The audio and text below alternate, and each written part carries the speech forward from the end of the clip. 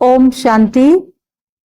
अव्यक्त मुरली रिवीजन में आज हम अव्यक्त बाप दादा के 2/4/1972 के महावाक्य रिवाइज करेंगे। मुरली का सार है महिमा योग्य कैसे बने। बाबा कहते सदा उपराम अवस्था में रहने के लिए विशेष किन 2 बातों की आवश्यकता है, क्योंकि वर्तमान समय उपराम अवस्था में रहने के लिए हर एक नंबरवार पुरुषार्थ कर रहा है। वह 2 बातें कौन सी आवश्यक हैं जिससे सहज ही उपराम स्थिति में स्थित हो सकते हो। ऐसी कौन सी 2 बातें हैं बाबा पूछ रहे हैं कि जिससे सहज ही उपराम स्थिति में स्थित हो सकते हो। याद तो है, लेकिन उनमें भी 2 बातें कौन सी हैं वह सुनाओ। 2 बातें 2 शब्दों में सुनाओ। बाबा कहते 2 बातें कैसे सुनाओ। अभी तो सारे ज्ञान के विस्तार को सार के रूप में लाना है। अभी तो सारे ज्ञान के विस्तार को सार के रूप में लाना है ना। शक्तियां विस्तार को सार में सहज कर सकती हैं। अपने अनुभव से सुनाओ। उपराम अवस्था व साक्षीपन की अवस्था, बात तो एक ही है। उसके लिए 2 बातें यही ध्यान में रहें। एक तो मैं आत्मा महान आत्मा हूं, और दूसरा मैं आत्मा अब इस पुरानी सृष्टि में व इस पुराने शरीर में मेहमान हूं। तो 2 शब्द क्या हो गए, महान और मेहमान। इन दोनों स्मृति में रहने से स्वतः और सहज ही जो भी कमजोरियां व लगाव के कारण उपराम स्थिति में न रहे आकर्षण में आ जाते हैं, वह आकर्षण समाप्त हो उपराम हो जाएंगे। महान समझने से जो साधारण कर्म व साधारण संकल्प व संस्कारों के वश चलते हैं, वह सभी अपने को महान आत्मा समझने से परिवर्तित हो जाते हैं। स्मृति महान की होने कारण संस्कार व संकल्प व बोल व कर्म सभी चेंज हो जाते हैं। इसीलिए सदैव महान और मेहमान समझकर चलने से वर्तमान में और भविष्य में और फिर भक्ति मार्ग में भी महिमा योग्य बन जाएंगे। अगर मेहमान व महान नहीं समझते तो महिमा योग्य भी नहीं बन सकते। तो महिमा सिर्फ भक्ति में नहीं होती, लेकिन सारा कल्प किस न किस रूप में महिमा योग्य बनते हो। सतयुग में जो महान अर्थात विश्व के महाराजन व महारानी बनते हैं, तो प्रजा द्वारा महिमा के योग्य बनते हैं। भक्ति मार्ग में देवी व देवता के रूप में महिमा योग्य बनते हैं, और संगम युग में जो महान कर्तव्य करके दिखलाते हैं, तो ब्राह्मण परिवार द्वारा भी और अन्य आत्माओं द्वारा भी महिमा के योग्य बनते हैं। तो सिर्फ इस समय मेहमान और महान आत्मा समझने से सारे कल्प के लिए अपने को महिमा योग्य बना सकते हो। हर कर्म और संकल्प को चेक करो कि महान है। कोई भी संकल्प कर रहे हैं, कोई भी कर्म कर रहे हैं, तो क्या करना है, उसको चेक करना है कि क्या हमारे संकल्प हमारे कर्म महान हैं, अथवा मेहमान बनकर के चल रहे हैं व कार्य कर रहे हैं। तो फिर अटैचमेंट खत्म हो जाएगी। मेहमान सिर्फ इस सृष्टि में भी नहीं, लेकिन इस शरीर रूपी मकान में भी मेहमान हो। इस सृष्टि में नहीं, लेकिन इस शरीर रूपी मकान में भी हम मेहमान हैं। देह के भान की जो आकर्षण होती है वह स्मृति के रूप में जो संस्कार रुके हुए हैं, वह बहुत ही सहज मिट सकते हैं जब अपने को मेहमान समझेंगे। कोई आपका मकान है, आप उसको कारणे बेच देते हो। बेच दिया तो फिर अपनापन चला गया। फिर भले उसी स्थान पर रहते भी हो, लेकिन मेहमान समझ कर रहेंगे। तो अपना समझ रहने में और मेहमान समझ रहने में कितना फर्क हो जाता है।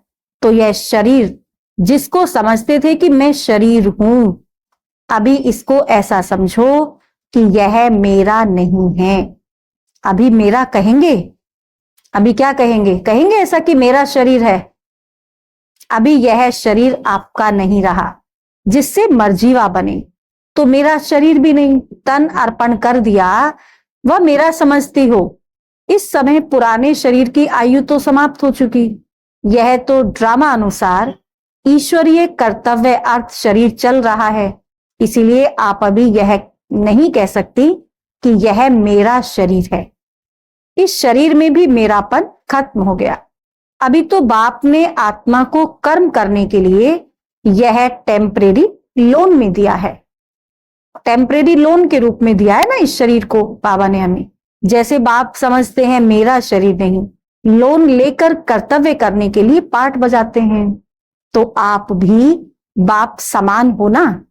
मेरा शरीर समझेंगे तो सभी बातें आ जाएंगी। मेरा शब्द के साथ बहुत कुछ है। मेरापन ही खत्म तो उनके कई साथी भी खत्म हो जाएंगे, उपराम हो जाएंगे। यह शरीर लोन लिया है ईश्वरीय कर्तव्य के लिए, और कोई कर्तव्य के लिए यह शरीर नहीं है। ऐसे अपने को मेहमान समझकर चलने से हर कर्म महान स्वतः ही होगा। जब शरीर ही अपना नहीं, तो शरीर के संबंध में जो भी व्यक्तियां व वैभव हैं वह भी अपने नहीं रहे। तो सदा ऐसा समझकर चलो। ऐसा समझकर चलने वाले सदैव नशे में रहते हैं। उनको स्वतः ही अपना घर स्मृति में रहता है। न सिर्फ घर, लेकिन 6 बातें जो बाप के प्रति सुनाते हो वह सभी स्वतः स्मृति में रहती हैं। तो जैसे बाप का परिचय देने के लिए सार रूप में सुनाते हो, तो उसमें सारा ज्ञान आ जाता है। वह सार 6 बातों में सुनाते हो, तो अपने को अगर मेहमान समझकर चलेंगे तो अपनी भी 6 बातें सदा स्मृति में रहेंगी। 6 बातें कौन सी हैं? वो नाम सर्वोत्तम ब्राह्मण है, रूप शालिग्राम है। इसी प्रकार से तो 6 बातें बाबा क्या सुना रहे थे?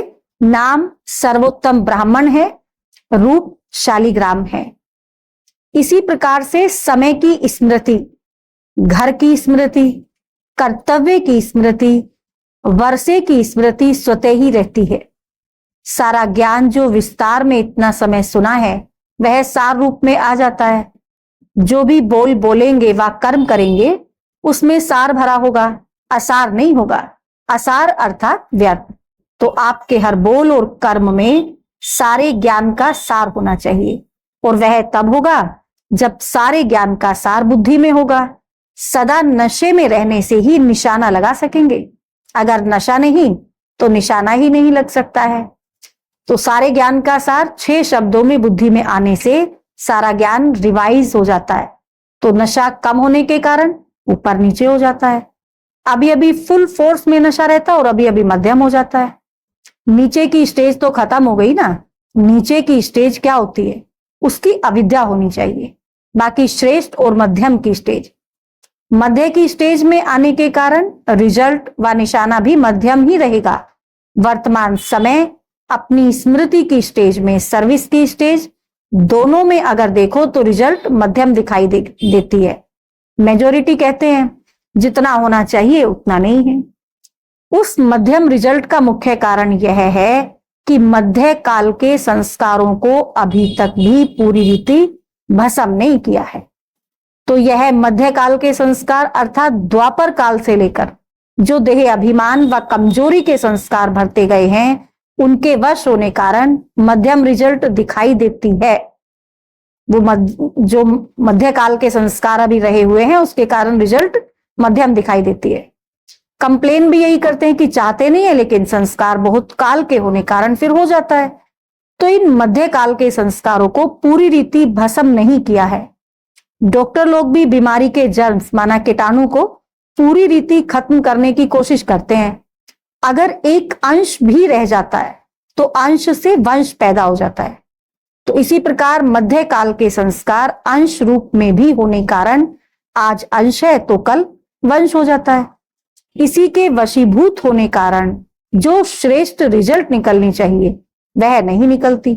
कोई से भी पूछो कि आप अपने आप से संतुष्ट, अपने पुरुषार्थ से, अपनी सर्विस सेवा, अपने ब्राह्मण परिवार के संपर्क से संतुष्ट हो, तो सोचते हैं भले हां करते भी हैं लेकिन सोच कर करते हैं, फलक से नहीं कहते। अपने पुरुषार्थ में, सर्विस में और संपर्क में, तीनों में ही सर्व आत्माओं के द्वारा संतुष्टता का सर्टिफिकेट मिलना चाहिए। सर्टिफिकेट कोई कागज पर लिखत नहीं मिलेगा, लेकिन हर एक द्वारा अनुभव होगा। ऐसे सर्व आत्माओं के संपर्क में अपने को संतुष्ट रखना व सर्व को संतुष्ट करना, इसी में ही विजयी बनते हैं। वही अष्ट देवता विजयी रत्न बनते हैं। दो बातों में ठीक हो जाते, बाकी जो तीसरी बात है उसमें यथाशक्ति और नंबरवार हैं तो सभी बातों में नंबरवार, लेकिन इस बात में ज्यादा है। अगर तीनों में संतुष्ट नहीं तो श्रेष्ठ व अष्ट रत्नों में आ नहीं सकते। पास विद ऑनर बनने के लिए सर्व द्वारा संतुष्टता का पासपोर्ट मिलना चाहिए। संपर्क की बात में कमी पड़ जाती है। संपर्क में संतुष्ट रहने और संतुष्ट करने की बात में पास होने के लिए कौन सी मुख्य बात चाहिए? अनुभव के आधार से देखो, संपर्क में असंतुष्ट क्यों होते हैं? सर्व को संतुष्ट करने के लिए व अपने संपर्क को संतुष्ट करने के लिए व अपने संपर्क को श्रेष्ठ बनाने के लिए मुख्य बात अपने में सहन करने की व समाने की शक्ति होनी चाहिए। असंतुष्टता का कारण यह होता है जो कोई की वाणी व संस्कार व कर्म देखते हो वो अपने विवेक से यथार्थ नहीं लगता है। इसी कारण ऐसा बोल व कर्म हो जाता है जिससे दूसरी आत्मा असंतुष्ट हो जाती है।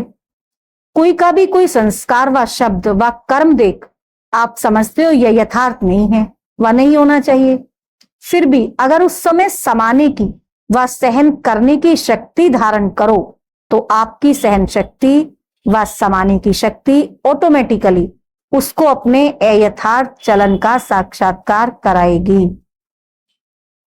लेकिन होता क्या है, वाणी द्वारा व नैन चैन द्वारा उसको महसूस कराने व साक्षात्कार कराने लिए आप लोग भी अपने संस्कारों के वश हो जाते हो।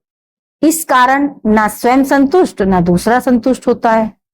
उसी समय अगर समाने की शक्ति हो तो उसके आधार से व सहन करने की शक्ति के आधार से उनके कर्म व संस्कार को थोड़े समय के लिए अवॉइड कर लो तो आपकी सहन शक्ति व समाने की शक्ति उस आत्मा के ऊपर संतुष्टता का बाण लगा सकती है। यह न होने कारण असंतुष्टता होती है। तो सभी के संपर्क में व सर्व को संतुष्ट करने व संतुष्ट रहने के लिए यह दो गुण व दो शक्तियां बहुत आवश्यक हैं। इससे ही आपके गुण गायन होंगे। भले उसी समय विजय दिखाई नहीं देगी, उस समय हार दिखाई देगी, लेकिन उसी समय की हार अनेक जन्मों के लिए आपके गले में हार डालेगी। इसीलिए ऐसी हार को भी जीत मानना चाहिए। यह कमी होने कारण इस सब्जेक्ट में जितनी सफलता होनी चाहिए उतनी नहीं होती है। बुद्धि में नॉलेज होते हुए भी किस समय किस रूप से किसको नॉलेज व युक्ति से बात देनी है वह भी समझ होनी चाहिए। समझते हैं मैंने उनको शिक्षा दी, लेकिन समय नहीं है, उनकी समर्थी नहीं है, तो वह शिक्षा का काम नहीं करती है। जैसे धरती देखकर और समय देखकर बीज बोया जाता है तो सफलता भी मिलती है। समय नहीं होगा व धरनी ठीक नहीं होगी तो फिर भले कितना भी बड़ी क्वालिटी का बीज हो, लेकिन वह फिर फल नहीं निकालेगा। इसी रीति ज्ञान के पॉइंट्स व शिक्षा व युक्ति देनी है तो धरनी और समय को देखना है। धरती अर्थात उस आत्मा की समर्थी को देखो, समय भी देखो, और तब शिक्षा रूपी बीज फल दे सकता है। समझा? तो वर्तमान समय सर्वश्रेष्ठ आत्माओं को व महावीर महावीरनियों को इसी विशेष पुरुषार्थ तरफ अटेंशन देनी चाहिए। यही महावीरता है। संतुष्ट को संतुष्ट रखना महावीरता नहीं है। स्नेही को स्नेह देना महावीरता नहीं। सहयोगी के साथ सहयोगी बनना महावीरता नहीं। लेकिन जैसे अपकारियों पर भी उपकार करते हैं, कोई कितना भी असहयोगी बने, अपने सहयोग की शक्ति से असहयोगी को सहयोगी बनाना, इसको महावीरता कहा जाता है। ऐसे नहीं कि इस कारण से यह नहीं होता है, यह आगे नहीं बढ़ता है, तब यह नहीं होता है, वह बढ़े व न बढ़े, आप तो बढ़ सकते हो ना। ऐसे समझना चाहिए कि यह भी संबंध का स्नेह है। कोई संबंधी अगर कोई बात में कमजोर होता है, कमजोर को कमजोर समझकर छोड़ ना दे, लेकिन उसको बल देकर बलवान बनावे और साथी बनाकर ऐसे कमजोर को हाई जंप देने योग्य बनावे, तब कहेंगे महावीर। तो इस सब्जेक्ट के ऊपर अटेंशन रखने से फिर जो भी सर्विस के प्लान्स बनाते हो, वह पॉइंट्स निकालते हो, वह सर्विस के प्लान्स रूपी जेवरों में यह हीरे चमक जाएंगे। सिर्फ सोना दूर से इतनी आकर्षण नहीं करता है, अगर सोने के अंदर हीरा होता है तो वह दूर से ही अपनी तरफ आकर्षित करता है।